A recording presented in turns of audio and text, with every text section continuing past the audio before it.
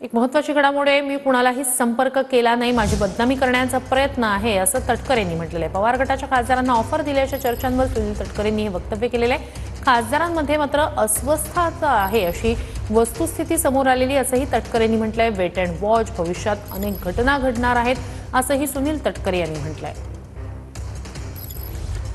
मी स्वतःहून कोणालाही संपर्क केला नाही, हे निखालसपणाने केवळ बदनाम करण्यासाठी आहे।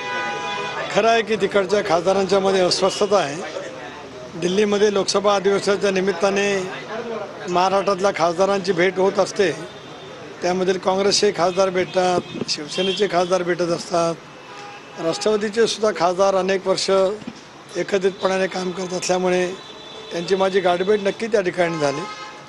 मी कधीच त्यांना या संदर्भामध्ये मी स्वतःहून विषय काढला नाही किंवा संपर्कही केला नाही, पण माझ्याजवळ किंवा इतरांजवळ कोणी काय वक्तव्य केलेत ती मला माहिती आहेत। योग्य वेळेला त्या संदर्भातली माहिती आपल्यामार्फत आम्ही महाराष्ट्राच्या जनतेसमोर ठेवू।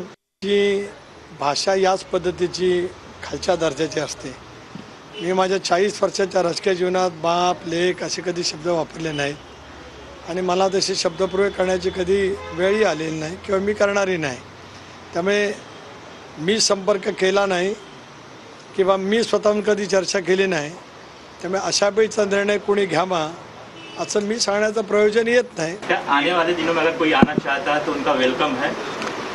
Weight and watch, latest wait and watch. आने वाले दिनों में बहुत सारे कुछ घटना हो जाएंगी। Latest wait and watch.